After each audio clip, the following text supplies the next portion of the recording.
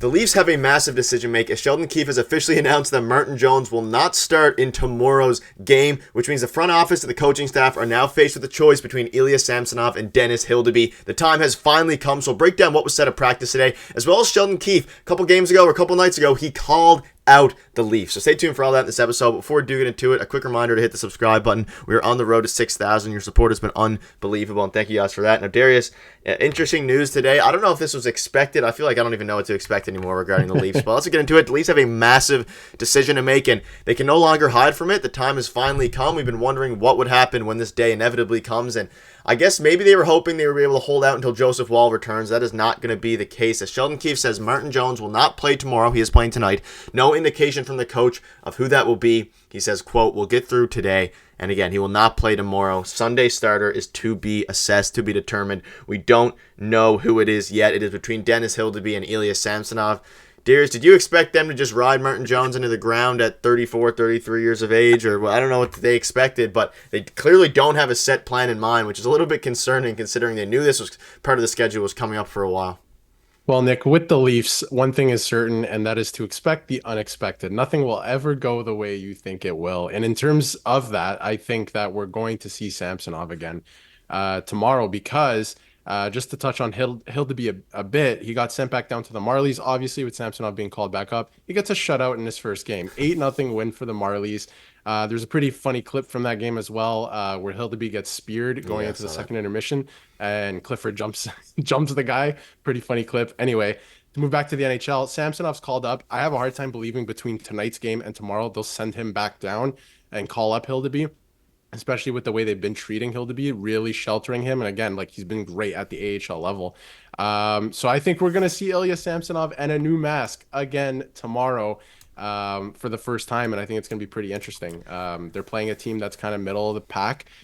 So, you know, we've said it all season. Yeah, give him an easier game. And then every time that happens, he doesn't perform. So this will be a huge test to see where he's at after that little break and working with the coaching staff in the Marlies. But to touch on Martin Jones, too, he's been fantastic and he needs a break. He's going to play one of the best teams in the NHL tonight in the Colorado Avalanche. And he cannot play another back-to-back. You just have to give these guys rest. Goalies are going to get hurt like that. We've seen it time and time again at, you know, every level of hockey. So they have to give the guy a break, as good as he's been and as much as he is, you know, completely taken over that number one spot for the time being.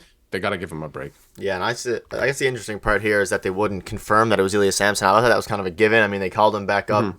He talked about how, well, at least Samsonov talked about how his mentals are feeling a little bit better. And basically what they said is we're going to need, or Sheldon Keefe said, we're going to need another guy. And then David Alter made an article about Samsonov or Hildeby. I mean, you can make an argument for both. I think Samsonov just makes a bit more sense. But the question is now, a lot of fans out there, Darius, are not very happy at all with the fact that Samsonov is getting another start with the Maple Leafs. You look at his stats here, he has basically a 4 goals against average, an 86 save percentage, which honestly, the save percentage is more telling than the goals against average here. He has been horrible, and I know, and Leafs fans want the Leafs to just win games, and putting Samsonov out there in any circumstance, even putting him ahead of Hildeby, I guess if you're looking at Hildeby's development, you can make a case for that, but it's hard to justify him starting at any level. But I guess given the injuries, they don't have another choice unless Brad Treliving went and gets a guy like Eric Comrie or something, but they didn't do that, so now they're stuck with Ilya.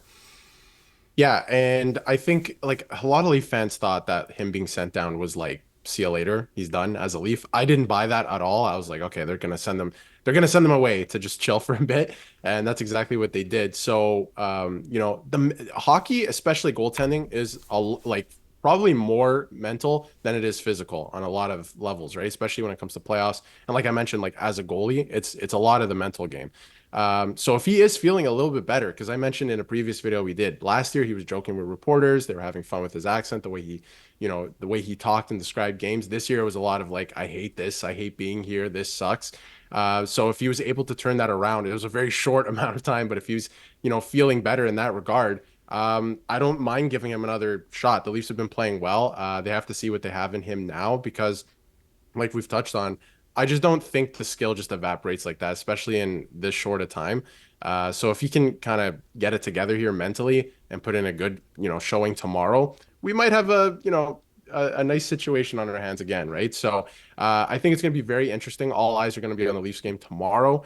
Obviously, tonight's a good matchup as well, good test for the Leafs. But I don't know. It's going to be interesting. To say I have confidence is would be a lie, but I just want to see what they have in him. I have a hard time giving up on a guy who won them their first playoff series in like 19 years. So I guess we'll see what they have in him. Yeah, and if he performs even remotely to what he did last season for the Leafs and even earlier in his Capitals career a couple of years ago, then the Leafs will be in fine shape. I think ultimately, as of right now, Martin Jones has earned the 1B spot once Joseph... I mean, he honestly probably earned the 1A spot once Joseph Wall comes back, depending how it goes. So I guess, yeah, you're right, now or never for them. And if you're going to give him another chance, may as well do it now. At home as well, especially. So let's move on now to the next topic, and this was from a couple nights ago. I just wanted to include it here after their the brutal loss they had a couple games ago. Keefe called out the team, and not specifically the entire team, but the special teams. Darius, I just wanted to get your thoughts on, I guess, on his bold thing. He basically blasts the, quote, rotten special teams. And he said, quote, special teams were rotten tonight. Our power play, penalty kill, and overtime were rotten. That cost you games. Our power play had one chance and did nothing with it. It's as bad as we've looked on the power play. And with it on the penalty kill, the puck's in our net before we could blink to start the game. And then Matthews kind of went out and said, I thought that we did a lot good that game. They're a good team. Just a game of inches out there. So, again, this ultimately turned into really a nothing story. But what are your thoughts on Keefe?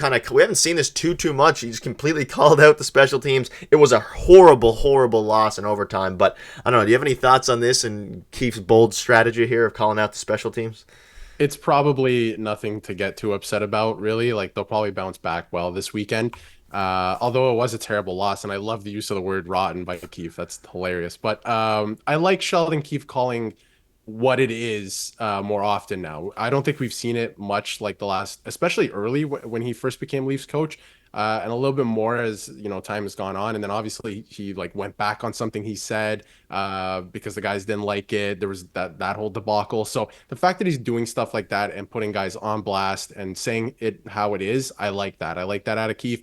And he was absolutely right. It was terrible, the special teams. The power play, like whatever, like it looked terrible, especially early on. And then the penalty kill. Even Mike Johnson on the broadcast, there was one particular play. I think it was the third goal, the Islanders' goal. Mark Giordano should have cleared it. It was easy, like an easy clearing. And even on the broadcast, he was like, "You gotta get that out of the zone," and he didn't. So it was just a terrible night for that. But I have faith they'll regroup. But in terms of like that story, I like it from Keefe. I like it when he's a little fired up like that. Yeah, I've seen it a bit more this year compared to other years, and he wasn't really wrong at all. And rotten is a good way to put it. And then Matthews obviously had his part to say, but I mean, at the end of the day, the Leafs should have won that game, and I'm sure Sheldon Keefe isn't happy. And you can't really give away games like that, especially as we're fighting for a playoff spot, fighting for all these things. But that'll wrap it up. Let us know who you would prefer, Ilya Samsonov or Dennis Hildeby. It's going to be an interesting one. I tend to agree it's probably going to be Samsonov, whether we like that or not, just about the way the roster are constructed. If you want to check out our video from yesterday, click on your screen now. Thank you guys for watching, and we will see you tomorrow.